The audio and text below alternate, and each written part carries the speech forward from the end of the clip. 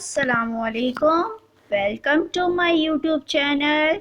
आज मैं आपके लिए लेकर आई हूँ एक नहायत ही उम्दा सी रेसिपी, जिसको आप बनाएंगे तो बार बार बनाने पर मजबूर हो जाएंगे। तो चलिए, सबसे पहले मैं लेती हूँ 4 मैंने ब्रेड लिए हैं। ये किसी भी ब्रांड की ले लें आप। इस तरीके से ये 4 स्लाइस लिए हैं मैंने ब्रेड के। इनको मैं पानी में सोक कर लूँगी। ये मैंने पानी लिया है, इसमें मैं इसको सोक कर लूँगी। जब ये नरम हो जाएगी तो फिर मैं इसके बाद इसको पानी से निकाल लूँगी। ये 2 मिनट लगेंगे, 2 मिनट में ये बिल्कुल नरम हो जाएगी। जब ये नरम हो जाएगी तो फिर मैं इसको प्रेस कर लूँगी इस तरीके से। ये देखें, नरम हो गई है हमारी ब्रेड अच्छे से। अब मैंने पानी में से निकाल के इस तरीके से हमने पानी से निचोड़ लेना है इसको, सारी ब्रेड्स को।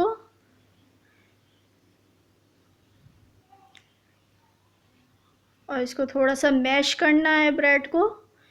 मैश करने के बाद मैंने 1 कप मैदा लिया है, वो मैं इसमें डाल दूँगी। 1 कप या 1 पाव मैदा डालना है।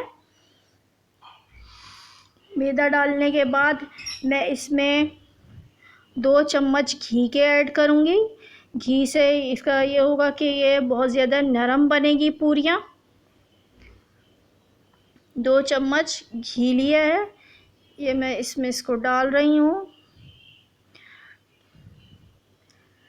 ये 2 चम्मच डाल दिए हैं। साथ में मैं इसके 1 टीस्पून लेना है, 1 टीस्पून नमक लूँगी, वो इसमें डाल देना है। साथ में मैं इसमें पानी डाल रही हूँ। पानी जो है वो मैंने नीम गरम रखा है। नीम गरम पानी से ये हुआ कि हमारी जो पूरियाँ हैं वो बहुत सॉफ्ट बनेंगी। जब भी आप पूरियाँ बनाएं तो जो पानी है उसको थोड़ा सा नीम गरम कर लें, तो उससे पूरी बहुत अच्छी बनती है और फूली हुई भी बनेगी।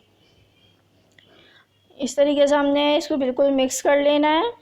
और ये जब मिक्स हो जाएगा तो हम इसको गूंद के 15 मिनट के लिए रख देंगे। अगर आपको लगे कि आटा थोड़ा सा नरम हो गया है तो फिर आप इसमें थोड़ा सा मैदा और शामिल कर सकते हैं। ये मैंने थोड़ा सा मैदा और डाल दिया है।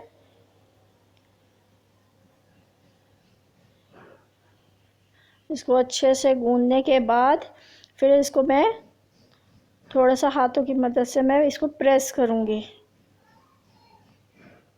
ये देखें, इस तरीके से प्रेस करके और इसको मैं रख दूँगी 15 मिनट के लिए।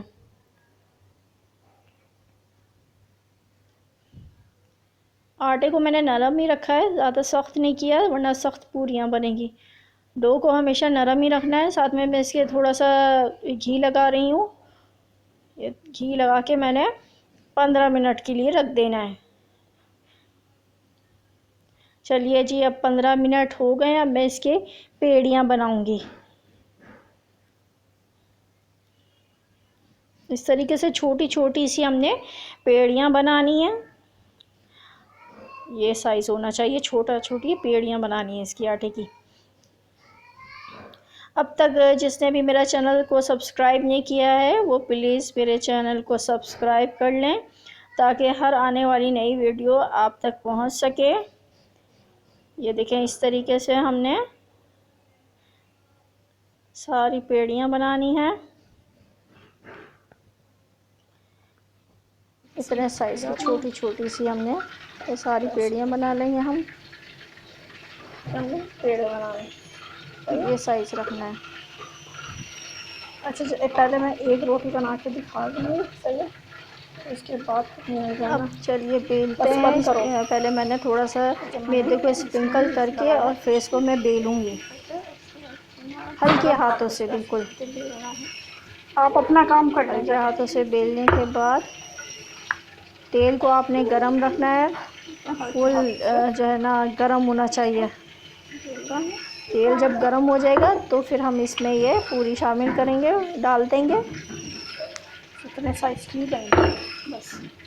ये हर तरफ से एक जैसी होनी चाहिए, कहीं से मोटी पतली नहीं होनी चाहिए। ये तेल हमारा गरम हो गया है, अभी मैं इसमें डाल दूंगी पूरी।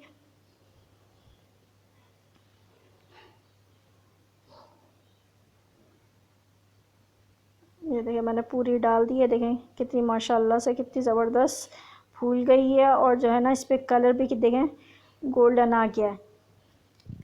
फूली फूली पूरियाँ बहुत मज़े की लगती हैं। ये देखें इस तरीके से फूल जाएगी पूरी। देखिए माशाल्लाह से कितनी ज़बरदस्त पूरियाँ तैयार हो रही हैं हमारी।